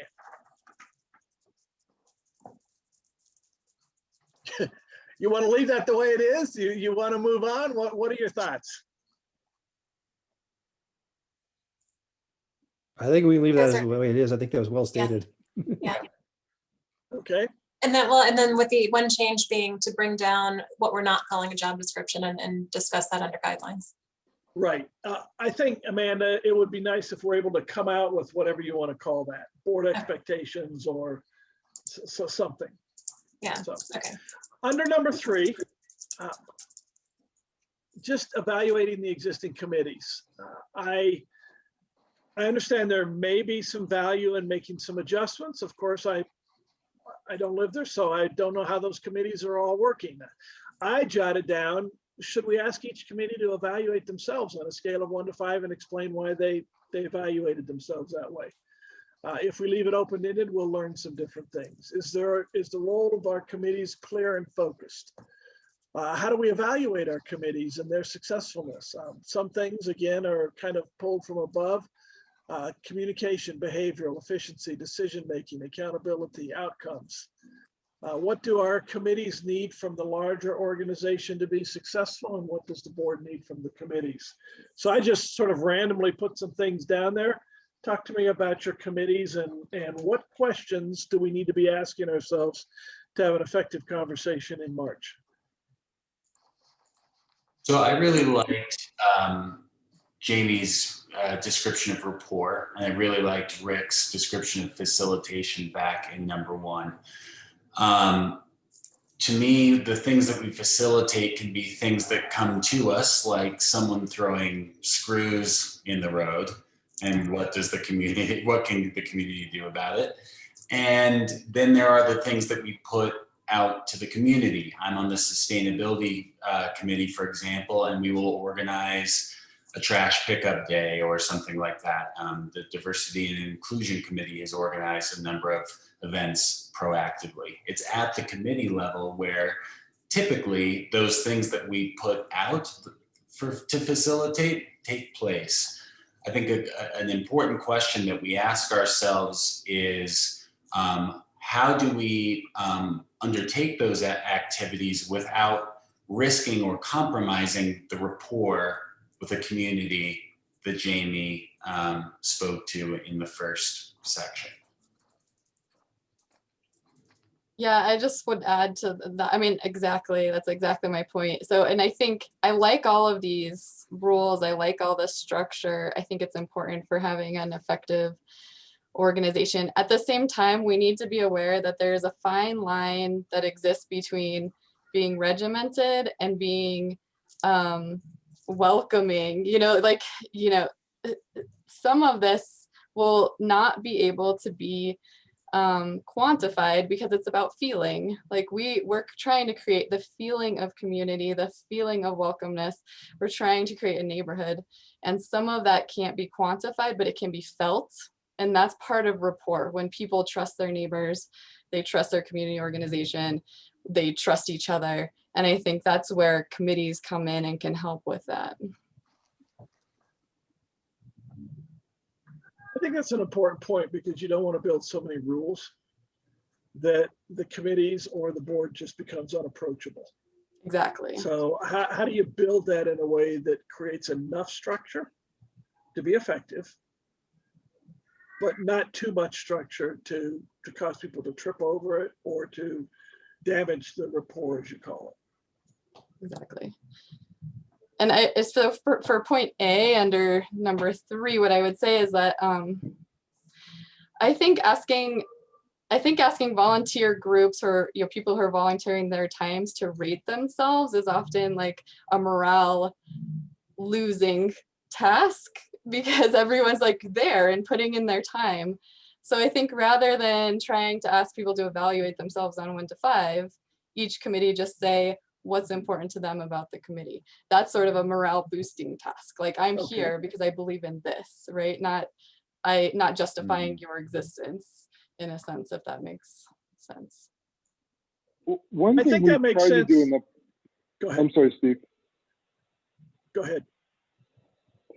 Well, I was going to say, one thing we've done in the past that I don't think we ever quite achieved 100%, but it would seem like a really good idea, was to try to figure out the goals of the committees, what we're trying to achieve, and lay that out as clearly as we could.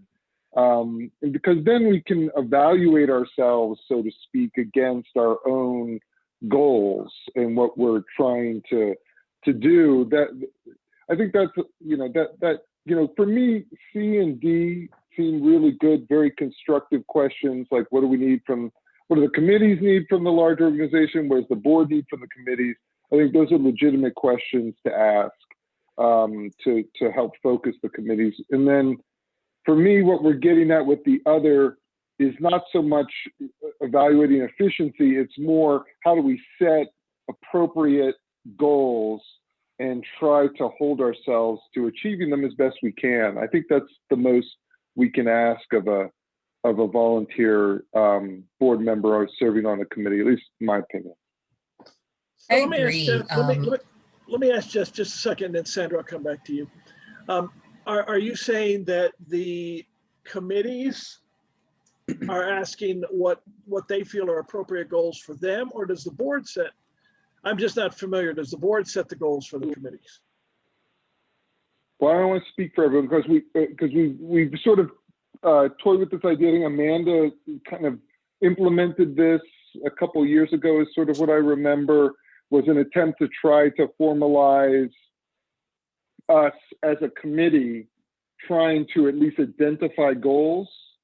I think ideally it would be more iterative and holistic.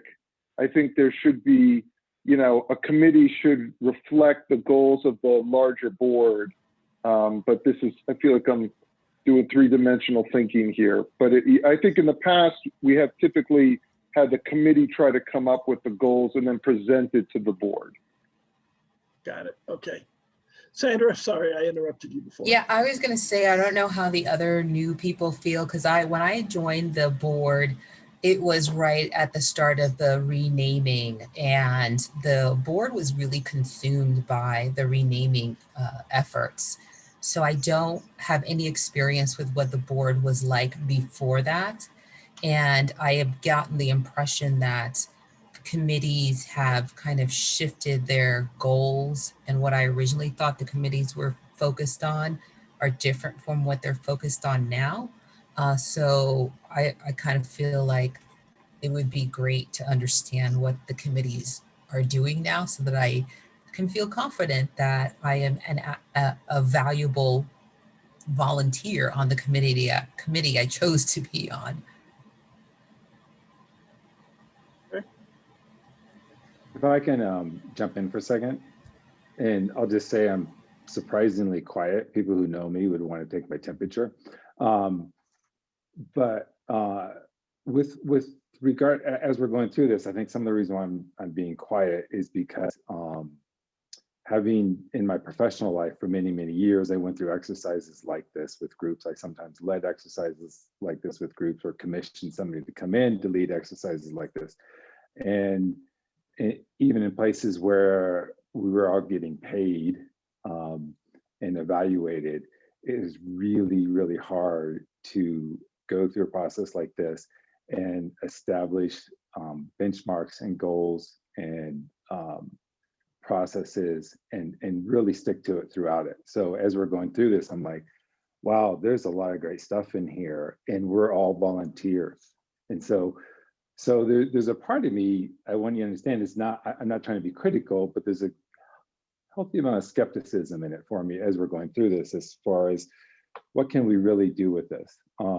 And I also want to say one of the things over the years, particularly as it was more in leadership roles, is, I would talk about, and I think this is somewhat consistent with what Jamie brought up, that, I would ask, what is our culture?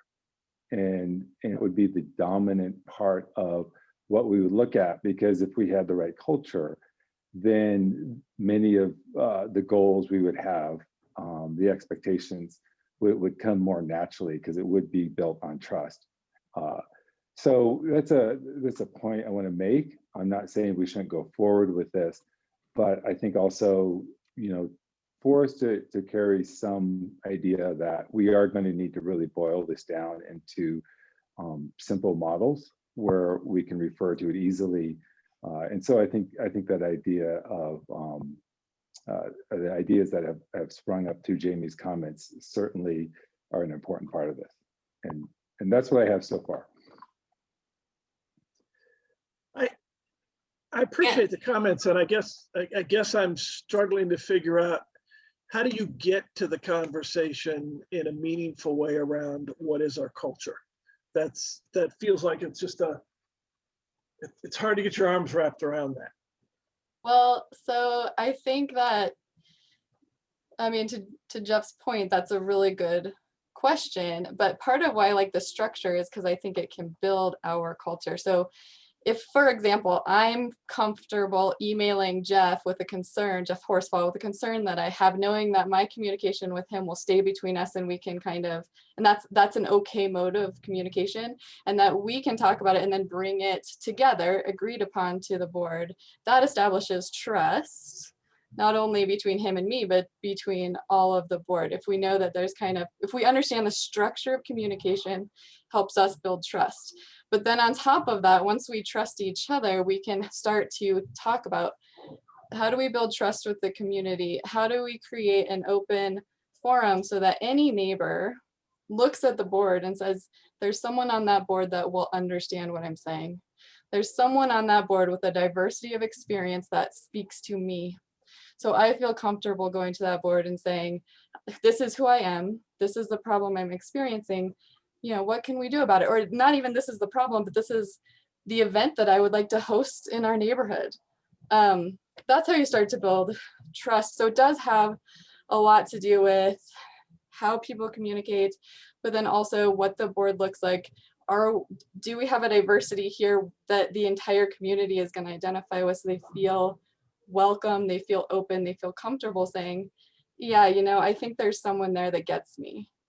And that's kind of where we start. Okay. Perhaps it's because I wear a regulatory hat for a living, but I don't know. What do we, when we say culture, when we say inclusion, I think we need to define what those terms mean so that then we can come back when we evaluate to say, all right, we've committed to being inclusive based on our definition of inclusive, because my definition of inclusive might be different than someone else's. So perhaps it's important that we define what we mean when we use those words so that then when we come back to evaluate, we have the same idea of what we're evaluating. That's a great point, Jack. I think some of it is when you talk about culture, it's important to talk about what are our collective values. There's points too where you can have rules and the rules function for a reason. You can see why they function for a reason. But like, let's say, for example, I just put a sign out in my yard for a specific reason. But let's say someone doesn't like it. And rather than pulling out the rule and saying, this can't be here because of this rule, you would go up to someone and say, why'd you put that sign there? Can you tell me more about that sign?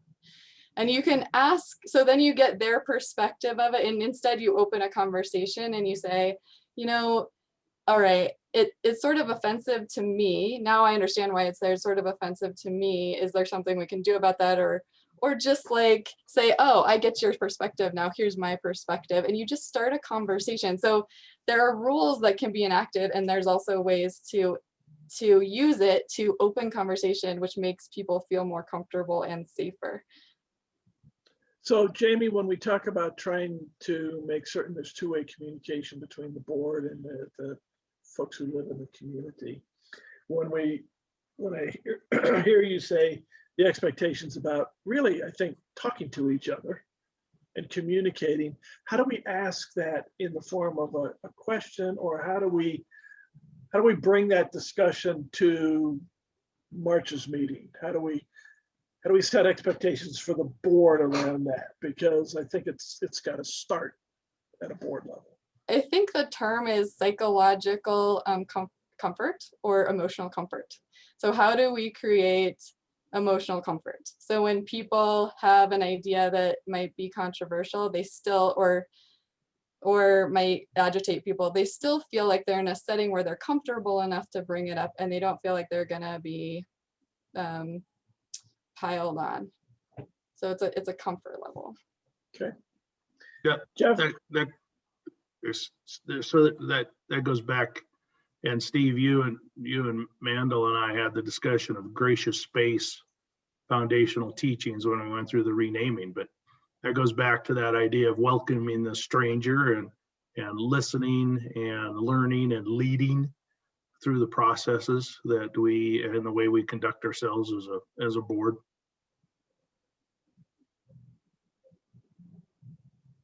I agree. I'm trying to figure out how to create that in a succinct question, and how to make sure that, when we come back in March, we talk about what does that mean for the way the board interacts, the way the board expects the community to interact. How do you both model that and then push that expectation down? And then, something that I'm doing with work right now is discussing something to get at both the climate and the culture of an organization. And so just talking about more words that need to be defined. So the culture is something that people can comment on and then describe, and the climate is the thing that influences that. So I guess all of the structure that we were hopefully, so just bringing those words into this, so both climate and culture. So hopefully, and that is that kind of circles back to language that we're already using to describe our mission and work in the community, is to create a climate that is conducive to things like people knowing each other and looking out for each other and that sort of a thing. But I think what we've been focused on is how that is at the board level, which is fine. So I just wanted to bring climate into this, and that's community climate and board climate. Appreciate that. Jeff? Yeah, go. Jeff, So you had, Steve, I've you got had asked to, go ahead. a statement to make. I think that I agree with I don't know that we should have that there as the evaluating themselves. I don't like that question just Okay. because of some of the reasons that have already been stated. The other thing that I think that I would like to ask as a question is how the board can be supportive of these committees, the individual committees, and what kind of liberties they would have. Okay, great. Appreciate that. When you say liberties, I know what you mean. Can we put a finer point on that, or does that work for everybody? I think that's something that would be open for discussion, just to kind of define what that means. So the ability, what sort of autonomy they have. Okay. And then, yeah. Okay. Okay. Good. Good. I think I've got about 5 more minutes. And so time went faster than I expected that it would. I apologize for that. Anything else that you want to say around 3? Okay, I'm going to move past. I'm going to go down to 4. We had just under that talked about how do we ensure that we're getting really two-way communication? How do we get the most effective communication out to our 10 or 15 or 30,000 people, whatever number you settle on? And then how do we make sure that we're actually hearing from them?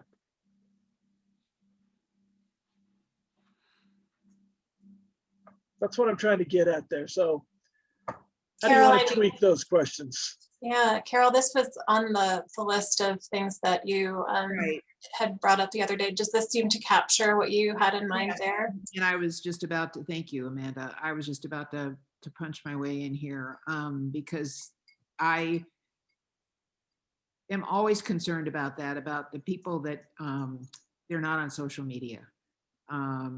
They don't have a computer because the library is closed or what have you.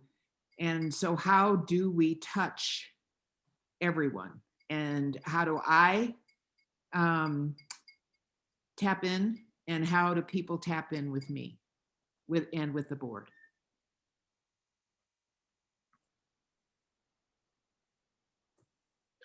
Appreciate that, Carol. Does this I think get to what you're asking? Yeah, do we? It does. And even the C there, are there tools we're overlooking to achieve this? And I guess I'm sensitive to the fact that, you know, I said just something like Flipgrid, but to your point, not everybody has access to all of the same digital equipment, I guess. I think most everybody seems to have a phone. See, yes, okay. They might, but some people are very limited in terms of technology. Sure. We're certainly seeing that with COVID, with people trying to sign up for the vaccine, and their children are having to do that for them. Sure. So I just think we have a range of ages, among a range of other things in this community, and we just need to be mindful of that so that people can get in touch with us and we can get in touch with them. Yeah, and we've also lost the regular inn we had on the front porches of people because the front porch newspaper has cut down their pages and no longer includes a blurb from us monthly. And so really we're completely electronic at this point. And so revisiting some route of like getting to people physically could be important to do. I don't have to, you can answer me offline or whatever, but why is that? Why are we no longer part of that, part of their reporting? Or I had money. They just need that. They've cut the number of pages, and then they just need, I don't know. It was a financial decision. I think that still included. They have a page, MCA activities or whatever. I noticed that with the last front porch, so I was just curious. The MCA, I've spent tens of thousands of dollars each year putting advertising in the front porch. So I don't necessarily know if CPUN is in the same position. No, we were getting it for free. So I'm gonna let you guys figure out the front porch at either March's conversation or a future conversation. Jeffrey, you wanted to say something? Yeah, one quick question. I know you got to go, Steve, but the I really think that number 4 in some ways is the most important thing we should discuss, because this is a lot of what we do. We try to take the pulse of the community.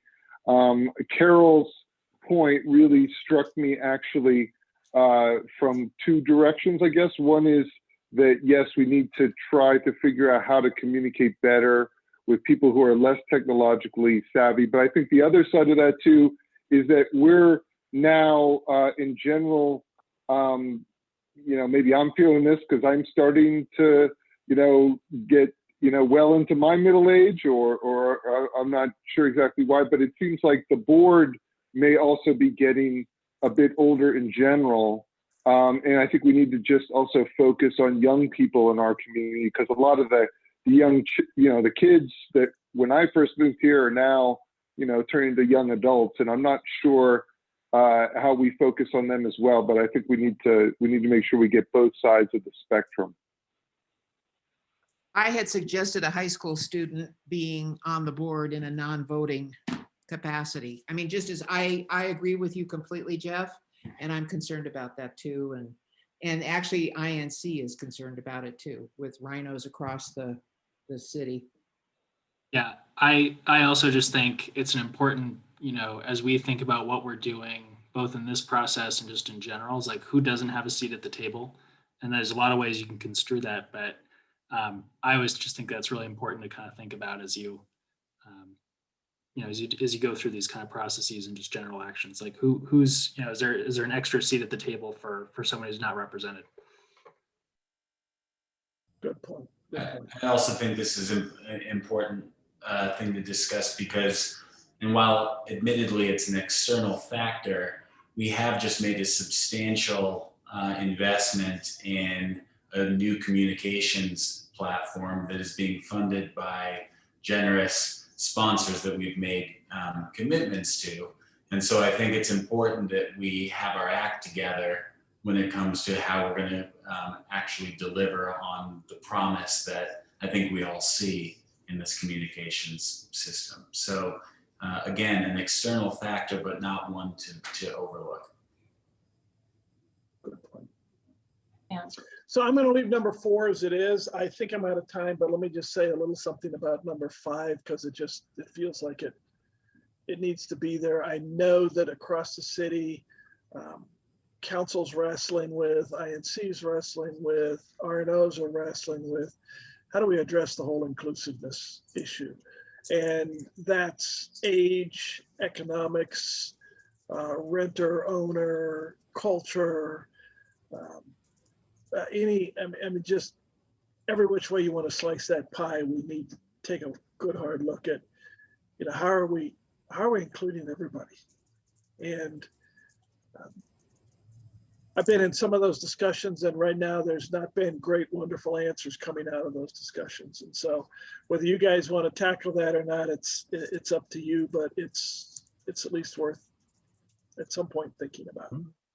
I would say I think that needs to be a part of every single thing above, every single category above. Yeah, I feel like it came up during every category above, which really felt good by the time we got done with this. Jamie, and I'm sorry I cut you off, keep going. I was just going to say to Jack's point about what does inclusiveness mean, I think a general definition of inclusiveness is not just to include everyone, but to make all voices feel welcome.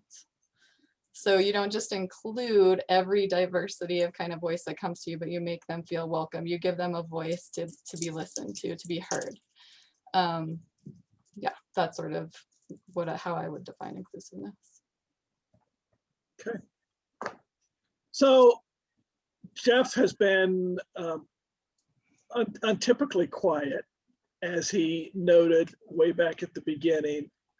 I'm out of time, and I think, Jeff, I would say to you, there's going to be a huge challenge of ensuring that we focus these questions as well as we can, and that we make certain that the time we have in March really is productive in helping us get to a usable set of ideas, not something that we go, oh, that looks good, and we put it on the shelf. How do we put legs on it and make it walk? How do we make it useful? And I will work with several of you on trying to draft this up, make adjustments, make some changes. We'll keep it as simple as we can. I would like to get something out to you by the weekend. And I'd like you to take a good hard look at it. And if we didn't get it quite right, if we missed something, if you think of something in the next day or two, all of you know how to get a hold of me. You know how to get a hold of your other board members. Let's get this as right as we can over the next week. And then I would challenge you to stick it on the refrigerator and think about it between now and when you have your March meeting, so that when we do meet in March, we can get to where we need to get. And so the plan for March is to take the entire 2 hours of our meeting with maybe some overflow, maybe like plan to go like 15, maybe 30 minutes long, with the carrot being that we won't schedule another evening meeting. So that's fingers crossed that we can knock all of this out, now having walked through it and getting buy-in and doing some additional planning between now and then. But hopefully the 2.5 hours or so at the March meeting will be it in terms of the commitment to do this, and then keep going with the regular business. So we would cancel the outreach part of March and then not schedule another evening of your time. Does that work okay? Questions, comments? Sounds good to me. And could we change the bylaw? They're changed. Are you talking about the word Stapleton that was still in there? Yeah, there were two or three instances, times. and I can't tell you how many people looked at that. So it's changed and the website is updated. So go out to the website and download the new version. I should have known you'd be on it, Brian. Thank you. Yeah. Oh gosh. All right. Thank you, Steve. Thank you, Hey, everyone. Amanda, we should, and I'll update the website, but I will put on there that next month's meeting will be a planning session. There won't be a normal, and we should probably reach out to like the Lieutenant Hines and those guys so they know, so they can plan not to be here. Okay. I mean, it would still be an open meeting, right? So It's still an open meeting, but I think you don't want those people to come unless they want to hear our. There you go. Yeah, set the expectation. But so Jim Thompson, you've joined us for this whole call. I hope to see you next month during the planning meeting. Thank you, Amanda. Okay. All right. And so like Steve said, we'll get this revised and circulated again, and perhaps in the form of a Google Doc in case there are additional comments, so that can be consolidated and there's not an issue of version control. And we'll go from there. Thank you. Thank you. Thanks, everybody. Thank you. Everybody. Thanks. Good night. Thanks. Bye. Bye. Bye, Everyone, bye-bye. Bye.